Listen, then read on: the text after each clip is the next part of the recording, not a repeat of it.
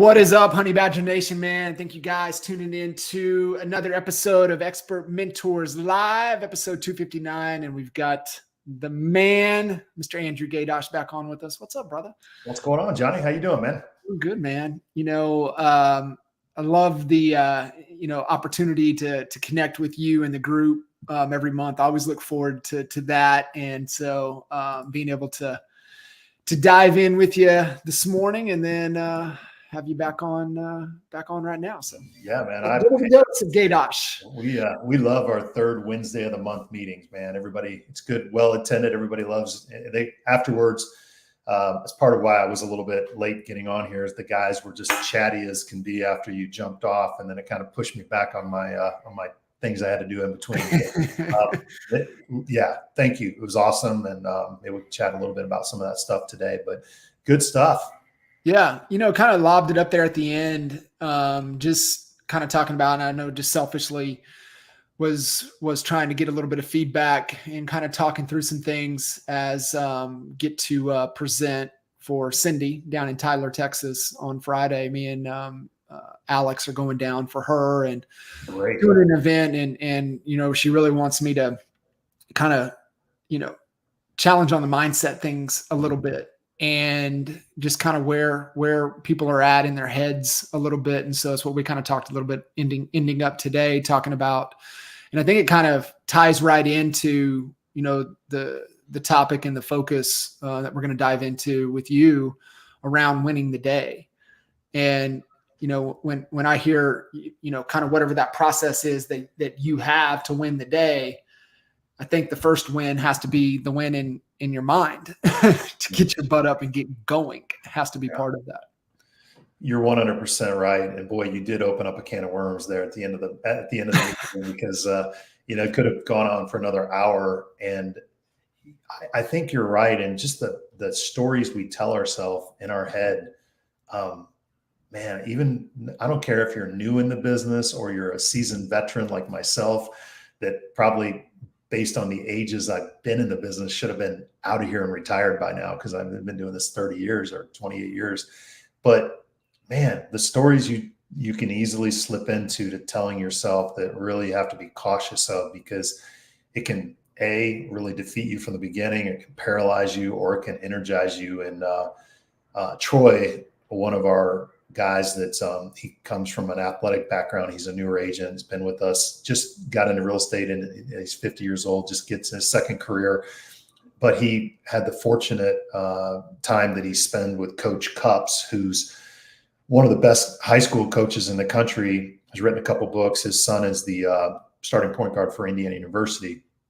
And Coach Cups had we were talking about his conversation that, Coach Cups always would talk to everybody on the team about. And it's like, you can't listen to the words. I mean, you can't listen to the voices in your head. You have to be the one telling yourself what you're going to do. Very much like the scenario where you're on your run this morning and, you get a half mile in and your voices are telling you, man, stop, you're going to hurt, you're hurting yourself. You have to almost flip it and be the affirmation and tell your body, no, we're going to do this. It's going to be okay. This is this is what champions do. And he brought that point up kind of in a rebuttal for you that's what winners do. They have control of their mind. And if they are in the right space, they know how to lead themselves with that. So how do you kind of get through that? I know for me, my is there's examples right now, I have proof that I've got through that. Right. And so, before I think you got to kind of borrow proof that people got through it. So you think even like for you have 28, 30 years of experience to pull back on and be like, oh, this is kind of like this. This is how we got through that. Oh, I got through that. Yeah. So what is that for you to be able to work through those mental barriers? Well, I think it's like it's a muscle, right? It's like if you don't go to the gym, it's going to atrophy. And for me, when I was 18 years old, when I got into the business, I had to lean on people, and it was faith. I am if I want to be like this guy, I got to do what this guy did. And you follow and you put yourself in the right rooms. Well, isn't it funny how, 28 years later, you still need that. It's just like when you're working out when you're 18, I had to do a specific regimen to perform at a high level. And if I didn't do that, then I wasn't going to perform. Well, it's the same thing today. I still got to get in the gym. If I don't, I'm going to be a mess. And so nothing changes. It's just a little bit of intensity, and maybe it depends on what rooms you're in. But I think for me right now, I can lean on past experiences more so than I could, obviously. And I do have a unique ability to compartmentalize emotions and fear a little bit. And that's good and that's bad, because sometimes you can package it up and put it away and put it on the shelf and just forget about it. We call that putting your head in the sand. And or you can take it and you can compartmentalize it in the face of adversity and become very calm and do the right things. Like you said earlier, get out of the smoke, assess the situation before you go back in and try to put the fire out. Mm-hmm. And so I think it's a double-edged sword, but just for me now, having the ability to lean on experiences, what I need is to spend more time with guys like you that, after I'm leaving that meeting today, I'm feeling a little bit more in control or aware of what I need to do. Yeah. It's creating that awareness. When you talk about the compartmentalizing things, right? And it can be for good or for bad. Like, how did you develop that? How did you learn to be able to isolate it, put it in a box, put it on the shelf, either never look at it again or go get it when you need it? Like where did you, cause that's a learned thing. That just doesn't happen. Yeah. I think it is a skill set, but I think some people are, we all know, we've all known kids that we grew up with that were a little bit more emotionally energized, I should say. Maybe they couldn't handle their emotions a little bit better. And I think there's some genetic part of it. Like, hey, you're just born with a little bit of a calmer personality, or born with this or that. But it doesn't matter what you're born with if you don't feed it and look at it. And I think a lot of that just kind of came from my parents and my upbringing and, dealing with some adversity when we were kids and being able to know that it's going to be okay, or having, my mom was very, very instrumental, and my dad was always there too, but my mom was very much a no nonsense kind of person. Like, hey, hey, suck it up, Buttercup. Let's go. It's going to be all right. We got a mission here. We got to get through this. And I think that's part of my initial state of it. And then having some success with being able to control your emotions, your mindset was absolutely critical in athletics. So I honed that through my basketball career. And then I think that the whole athletic background was like a springboard into real estate. I just traded one opponent from another in one set of drills that I had to do one day for the next, and it never really stopped. So that's why when you get into real estate, military people, law enforcement, teachers, people that have to eat a lot of shit every day and still put a smile on are usually pretty good realtors, because they get up the next day and they got to put their boots on again. And I know that's true for pretty much all careers, but historically, people that aren't coddled a little bit are pretty good in real estate. Yeah, I agree. I think, you look at, some of those experience, that, to where you can do it is, trauma-based as a kid. Obviously certain athletics and sports, having great coaches, mentors, parents that can kind of help you with that. I for me, it was honed on the golf course, at a young age, and for many years, right? Let it go. Is it out of your control? If it's out of your control, let it go. There's nothing you can do about it. Focus on the next shot, right? Like that was it. And so I think that's where even, through life, and sometimes, we create just a wake of destruction, sometimes not intentionally, or sometimes intentionally, and have the ability to turn that off and not even deal with it in a negative way. Mm-hmm. But I think it serves us well in that, back to kind of what we want to get into about winning the day is like, okay, what happened? What did I learn? What's useful? What's within my control? What can I take and apply and moving forward? And I just think that's just such a better way to live and to focus. And we all have our shit, but just being able to pull from it, from what we can is useful, and make the adjustments and continue to move forward. No, you're absolutely right. I think what's great for me is, having the opportunity to be around newer agents getting into the business. I've got 3 or 4 young agents on my team that, some of them are doing really well. But it's great to watch their growth, and it's kind of like, oh yeah, I remember that. Oh, that's great. I had to go through that same pain as they did. Yeah. And be able to reassure them. But it does illuminate the fact that we have to have a process in our business. Some of us can get lucky, and some of us can have opportunities that just fall in our lap, but that's not a sustainable growth or sustainable business. That's, you see the one and dones in our business that come in and they go, they sell all their friends and family, and then they're out in a couple of years. You need a process. You need oil wells, is what, we always call it. I know you and Kendra call them oil wells, or pillars of income, different pillars of opportunities. And then you got to break it down and say, okay, if for me to hit these numbers or these metrics, what are my key performance indicators, and what do I have to do to get those KPIs? And you just reverse engineer it. And this is what took our business to where it is today. Not to say that we're the greatest out there. I mean, we're a top producing team. We do about 300. Something to be very proud of, for sure. Yeah, but we're not doing 1,000 deals a year. We're at 350. But what took us from 100 to where we're at is your coaching, and looking at it, going, okay, guys, we got to know what we need to do today to put it in a process. We got to know how many calls we have to make, to how many conversations we have to how many appointments we get to set, to how many conversions that we're going to get to closing. And we know that based on a little bit of history in the business. But it's fun watching these young agents come in and literally doing it textbook to the T.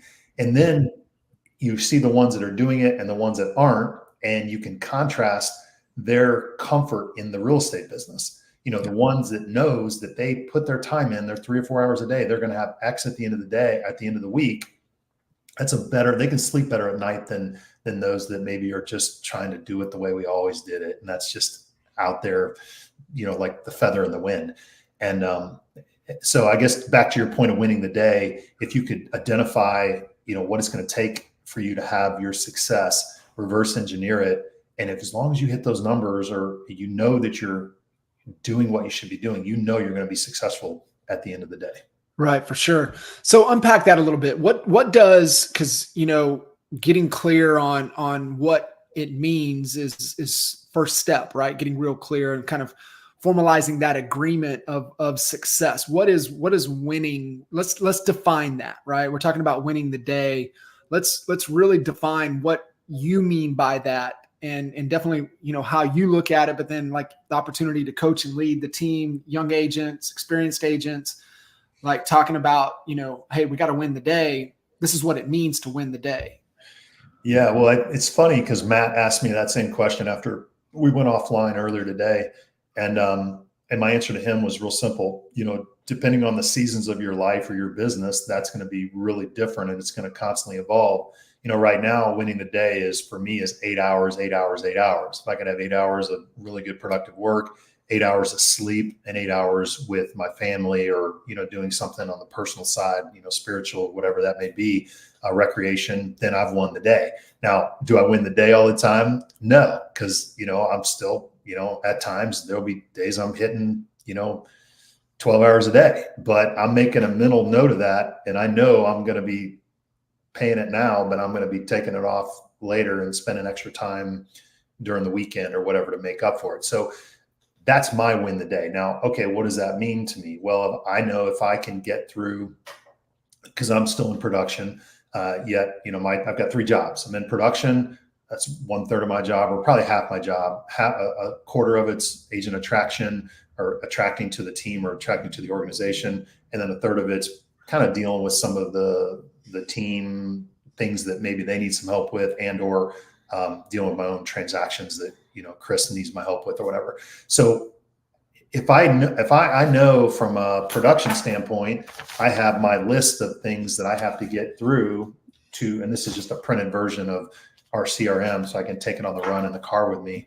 and still drive and write notes on the side. So I'm not looking at my phone, but I know if I get through everything that's on that list of my today, and if I don't get through it, it gets moved to the next day. And I know if I'm not through all of it by Friday night at 5:00, then guess who gets put in the penalty box? It's me. I got to get up and I got to do that. I got to finish it up on Saturday morning or Sunday before I start the new week. That's my win the day from a business standpoint. Now, how do you, for you, how do you stay disciplined to that? Right? What's the motivation to get through that? What's the motivation to win the day? And if I didn't win the day, then I got to go pay the penalty on Saturday. Like, what's that motivation for you? And then how do you try to allow the other team members to find that motivation within themselves to have the discipline to push through? Yeah. I mean, I think the motivation is my why. Like, I know if I don't take care of my business, then I know I'm not going to have the opportunity to spend time with the family and friends and the stuff that I like to do. You know me, I'm a huge boater. If it's a free weekend, I'm taking off. I'm in Key West for the weekend. I can get away for a quick little jaunts. If I can't, my motivation is penalty. It's pain, right? I'm going to force myself not to do that if I can't get my stuff done. So much like, I guess, any other risk or a reward versus pain, I guess you got to look at it either way, but my reward is not going to be there if I don't take care of it. So that's just my own personal thing. But much like you, I mean, you're the most disciplined person I know. I mean, it's the joke in the office, excuse me. It's the joke in the office. If you could be half as disciplined as John Kitchens, you'd be okay. It's probably the same thing. I don't know if it's that you don't want to go back to what you were doing, or if you have a vision of where you want to be. For me, I'm more of a high I personality. I want to experience the reward, and the reward is I can't experience it unless I get my stuff done. Yeah. So, when you look at motivation, there's good and bad, right? And the bad's not really bad. And that's kind of that carrot and stick. And so, kind of what I'm hearing you reference to kind of stay in the pocket and get through what's required is a little bit of carrot, right, out there. And definitely, the getaways and the experience and to do those things works. It really does. Obviously I would, rather lean towards the carrot than the stick every time. Right. And yet we've got to also make sure that, we're doing things that we love, we're having fun. And, really that's the healthy side of motivation, right? Am I having fun? Does it feel like work? Do I love it? Right. If we can stay in that lane, then it just makes everything so much easier. Well, you're 100% right. It kind of took us a little bit of time to figure that out, and some of us naturally gravitate towards that and we get lucky, or maybe it's strategic because you learn from somebody else. But, there are a lot of things we do in life when we're young that I think Kinder had a post, hard work when you're young. I don't know if you saw that, makes life easy on the back end. And then if you're taking it easy on the front side, you're going to have a rough road to hoe later in life. And it's the same thing, I think, with us. When we're younger in the business, you have to do some things you don't want to do. And that's okay, because, you got to do it temporary. It's temporary. It's 2-a-days. It's the preseason. It's not, under the lights on Friday night, but you have to put the work in. But what really kind of separates, I think, the people that are able to, the longevity in the business is they gravitate towards an alignment with what their interests are, what they like doing. We talk about this all the time with I'm a lake rat, so I like being on the water. Selling homes at Lake Lockengren is not a heavy lift for me. I actually enjoy it. If I'm out with somebody and I can show them by water, or we can talk anything to do with anything about a lake, I get energy from that. Yeah. And yet, if you want me to sit down and put together a spreadsheet and look at my numbers every day, I can do it, but it's going to be painful and it's going to be a drain for me. So I'm not an accountant, you're right, for that reason. And I think within real estate, we've kind of geared our business towards some interest. It's not everything that you like to do all the time, but I would encourage you guys, for one or two of your oil wells, you have to do something. It's got to be in alignment with what you like to do inherently, because then it'll give you energy rather than take the energy from you. Yeah, 100%. I mean, the whole neighborhood mayor concept and program and everything that you have, Right. really is that, right? I mean, it's absolutely built around exactly what you love, and you were able to, monetize it in a dominating way, with that program. So for you guys listening in, kind of what we're talking about, you can go back to earlier expert mentors. We've had Andrew on several times, and we unpacked the neighborhood mayor program on one of the previous expert mentor conversations. And I can't, to me, if you're really serious about making this a career, not just helping friends and family and popping in and popping out, like, to me, it's got to be one of the arsenals, one of the things there to really dominate, longevity, right? Just putting roots into, that geographical location and really dominating.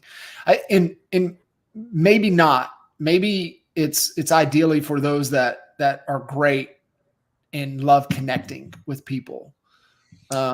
You're right. But what's funny about that, John, is I think that you can't, you're gonna have, you're correct. You can't cheat it, right? You got to still be there. You have to be involved. You have to shake hands and kiss the babies in that kind of environment.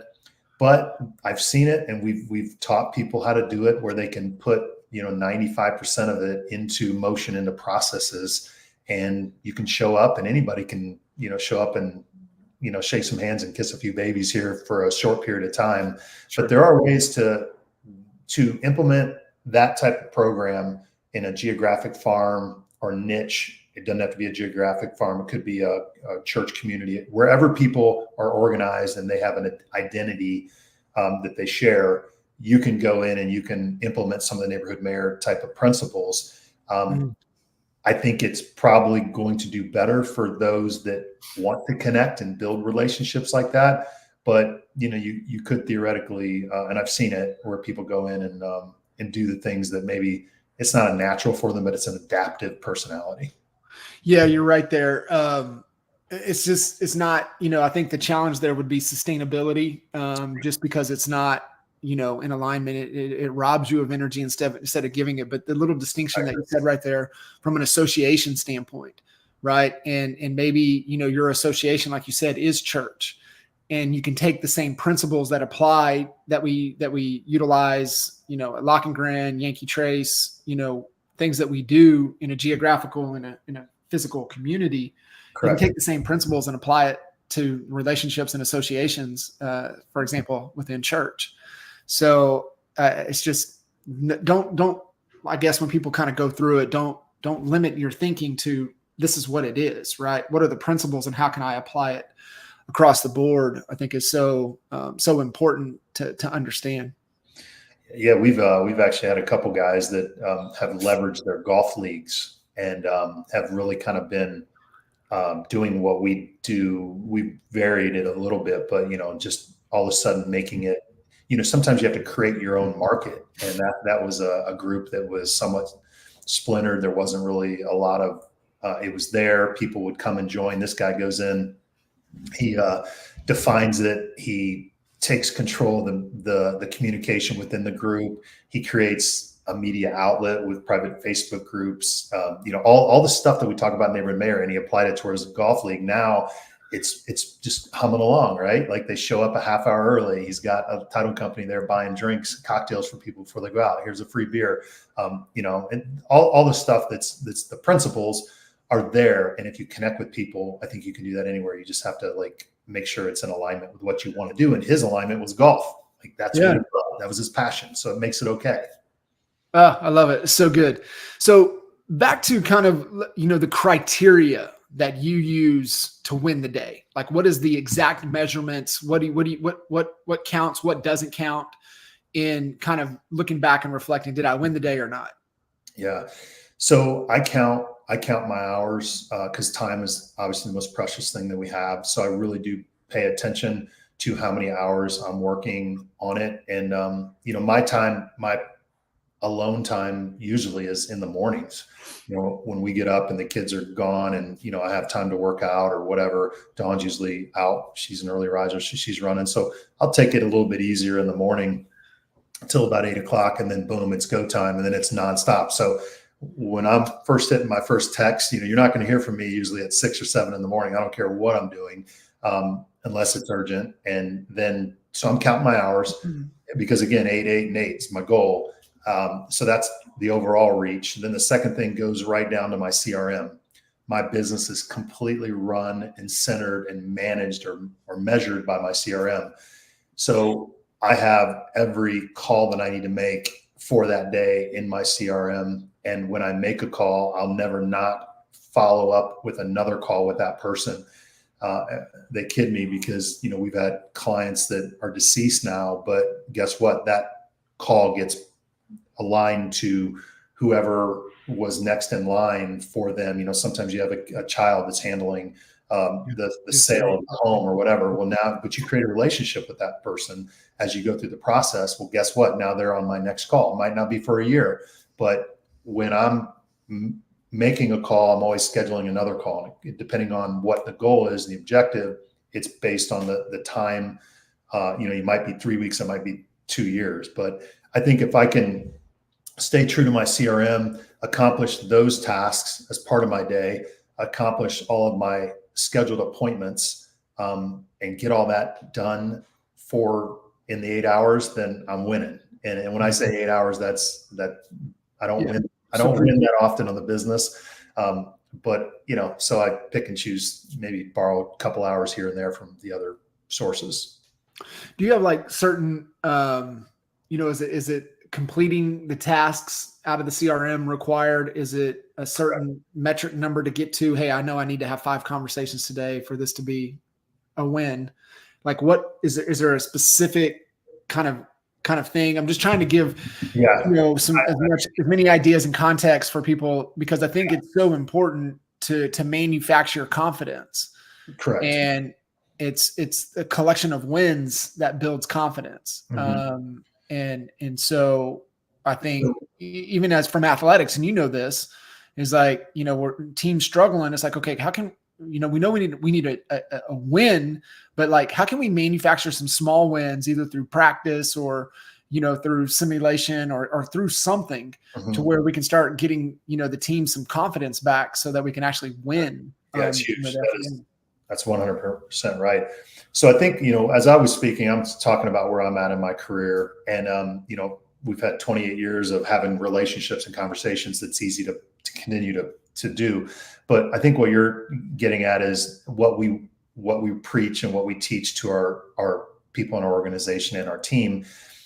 When you start out, you don't really know what to do other than you have control of your day. So we start out with our ideal day. So we help them build their ideal day as to what they want to do based on the oil wells they're trying to, implement.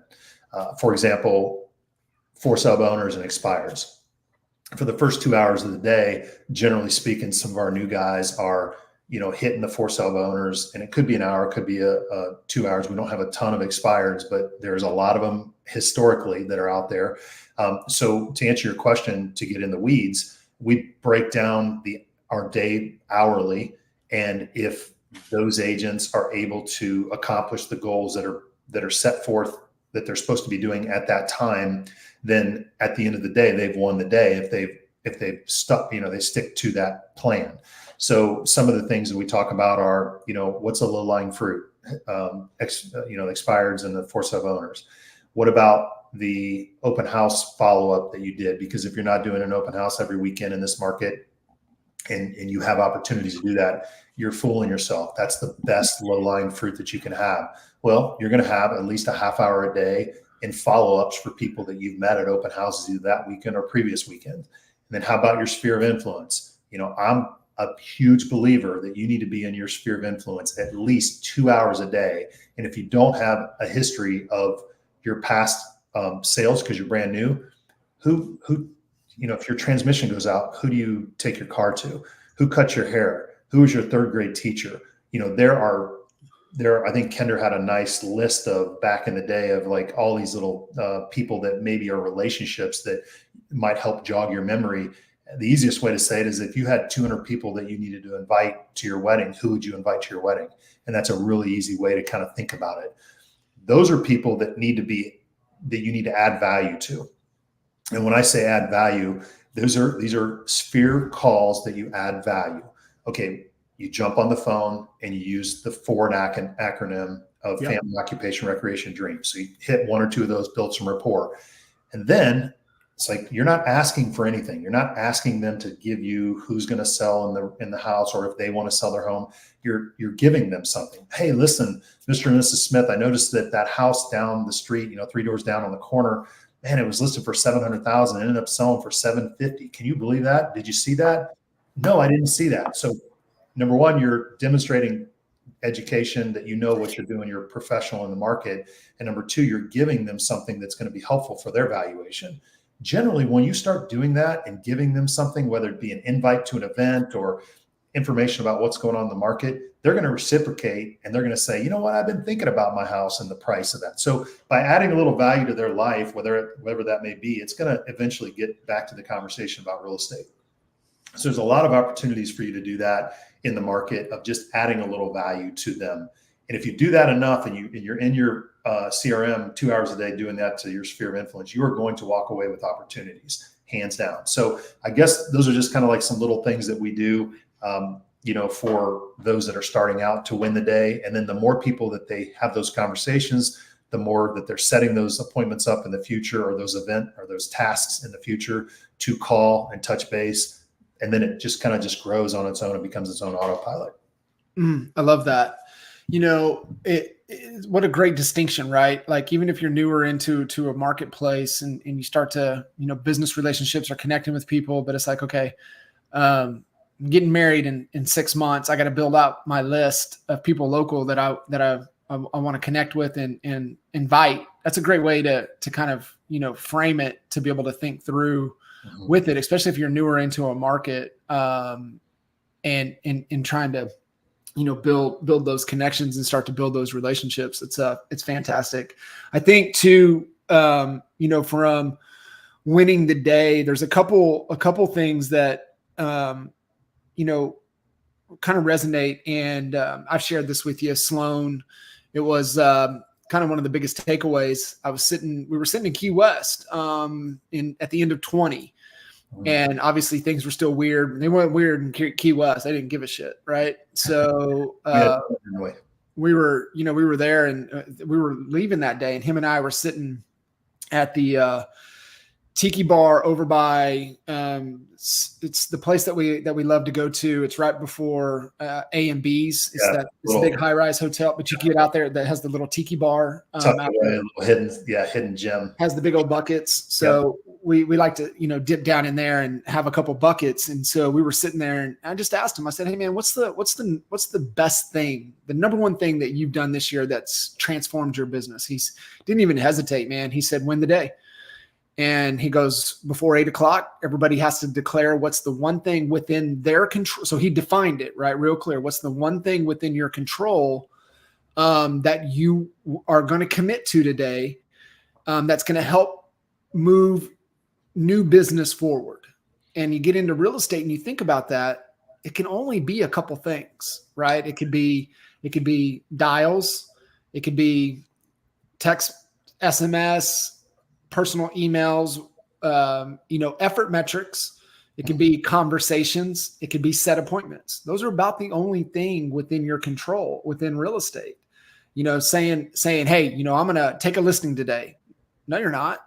I hope you do. Right. But that's not within your control, because they could get sick. They need to reschedule. Something happened in their life. Now it's out of your control, and it was what you thought you were going to do to win the day. Yeah. And he did that, and there's a lot more to it. It created a culture of winning, a culture of accountability, a culture of leadership. So there's a lot that rippled off from that, but just getting real clear on defining what is winning the day. And one of the things that I started doing not too long ago is, Andy Frisella's power list. And it's the top 5 things that you have to do no matter what. And once you get all 5 of those things done, then you win the day. And it's the things that you've been putting off. It's the things that, and it doesn't necessarily have to be in your business, but, putting that metric to it and having that clear metric, because that's the whole agreements versus expectations, right? An agreement is clear. We know precise. Did we win or lose? And it's like the score of a basketball game, right? Mm-hmm. We know there's a winner. Right. And so I think, putting a clear milestone in place is really powerful. But those two things, when Blake told me that, has always resonated with me. And, it's one of the things we do with our team as well. But then, really myself personally getting into that power list. It's funny you talk about that power list. So I walked away from coaching session in March, and you talked about that, and I tried to implement the 5 things, and it was just a little bit overwhelming for me.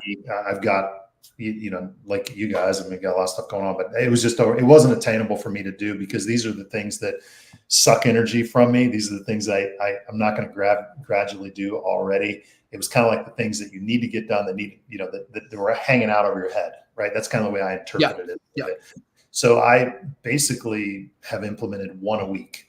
And I've been able to do that pretty consistently. Sometimes I've got a couple a week, but it has given me I'll get a little bounce in the step to be able to accomplish that. So I guess going back to it, it's like when you start working out, like if I'm going to try to do something and try to keep up with Johnny, I'm not going to be like starting to keep up with him day one. I'm going to try to run build to it once, come back, the next day 1.5 times, build up to it. So that is a really good tip. And that has been effective for me, that power list. So thank you for sharing. I love what you said though, right? It's like maybe 5 is something you got to work to. Maybe it's okay, this week we're going to do 1 a day. And then next week, let's try 2, and then consistently getting the 2, right? That's how we grow, right? So we use our metrics to grow. It's like, it's that whole machine kind of mindset. You're either hitting your goal or not. If you're hitting your goal, increase your goal. I don't care if you increase it 1%, 2%, 10%, 100%. It doesn't matter. Increase it.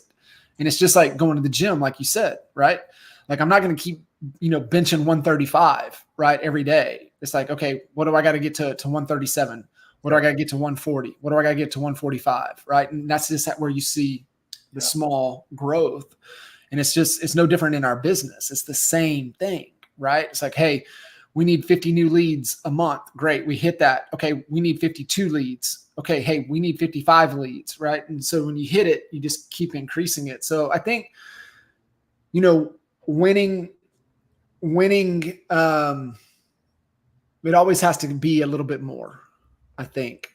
You can't just keep saying the same thing over as winning, because I think that's where stagnation comes in. Well, and I think the thing is too, is you have to understand is that my winning, don't try to win somebody else's game. Like be yourself. Like you have to truly understand what your why is, get clear on that. There's a lot of times we waste a lot of times. All of us have wasted a lot of time in our life trying to get something that once we got it, we're like, why the hell did we want it? Now it could have springboarded us to the next level to be able to see a little bit clearer. It could have given us a skill set that maybe we needed for another job, whatever. So I'm not saying it's completely wasted time, but you have to be clear on what your win is and what is important to you, because I think part of society right now and why you have so many people unhappy is social media has really painted this whole picture that everybody, it's all, rainbows and unicorns out there, and you're trying to compete with everybody else. And it's hard to do that. Like what's important to you, your family, your loved ones, your kids, and then try to achieve that. And then break it down, reverse engineer it. What's it going to take to achieve those goals, and maybe have a little bit of satisfaction with it.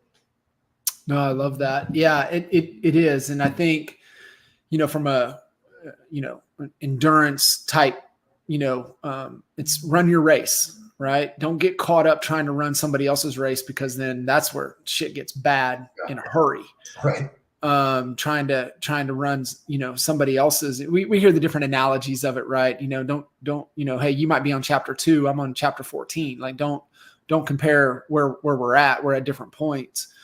What would you say, Andrew, coming up on 30 years? It's something I've been kind of reflecting, because October will be 20 years, since getting into real estate, got licensed. So in January will be 20 years licensed for me. And so I kind of reflect back, just me, right? Like what would I coach me and Kinder on 20 years ago, right? What are those things that I wish we would have known then, and how things would be drastically different if we would have focused on things. And doesn't mean that we still haven't gotten to where we ultimately are at or where we wanted to be. I just think we would have collapsed time, right? But that's what great coaching does. Yeah. Great coaching collapsed time.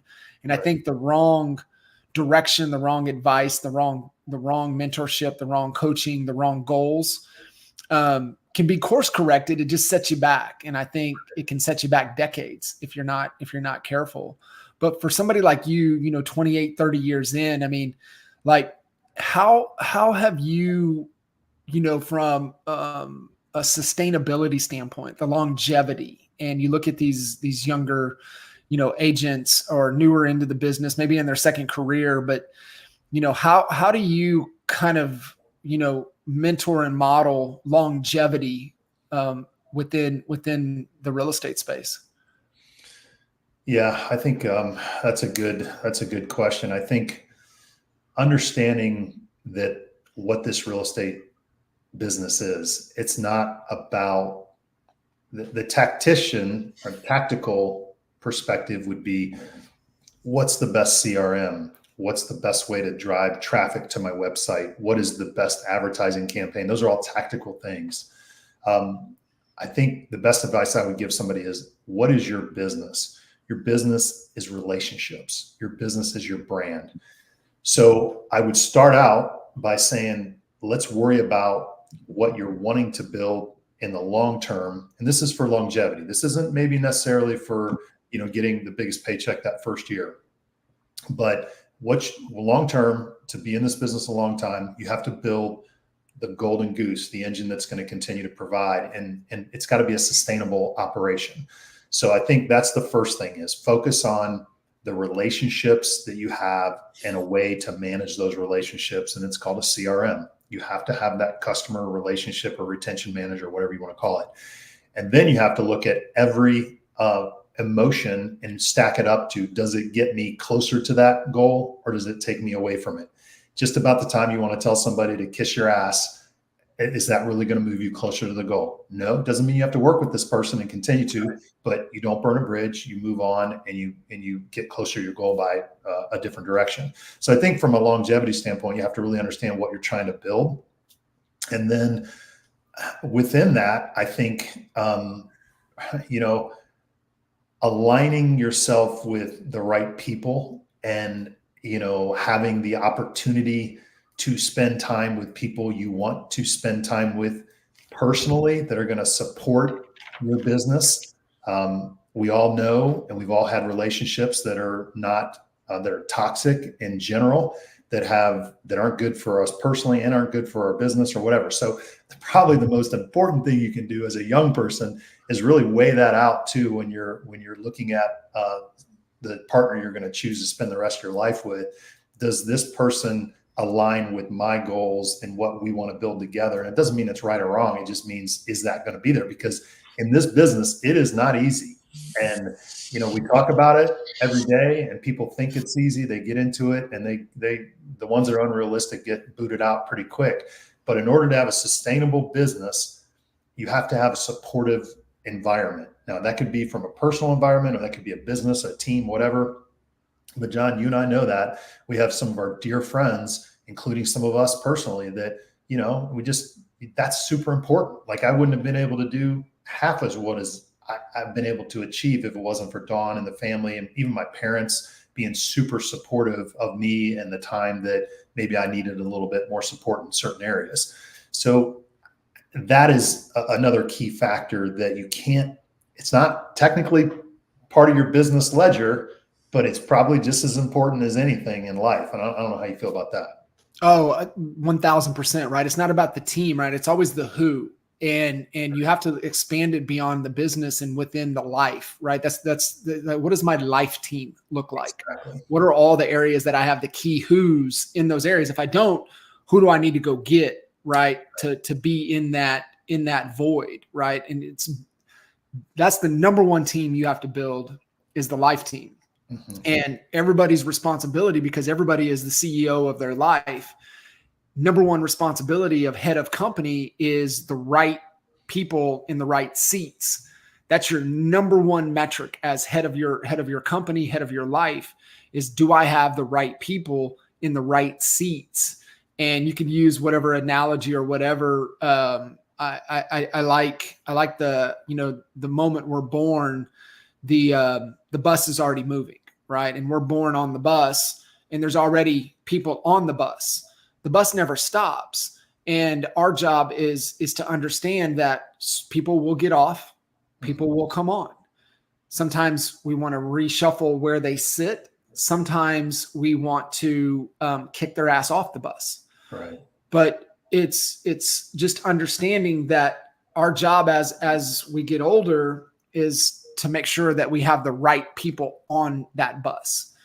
And that's where the life team comes in. And so I think, you look at it from a health, you look at it from, wealth, our craft, our business, all the people that we need support and help around us, creating that inner circle,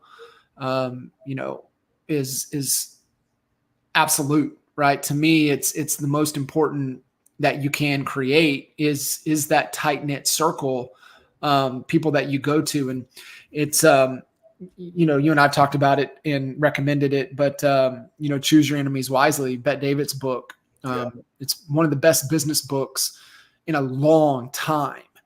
And it's, you can build, I put it up there with Beyond Entrepreneurship 2.0. I put it up there, with kind of the likes of Traction and Mastering the Rockefeller Habits and Scaling Up, right? Really the foundation that we all need to build a business on a solid foundation, instead of just, oh, what the hell am I doing? Right. I'm self-employed. I don't even know what's going on. Yeah.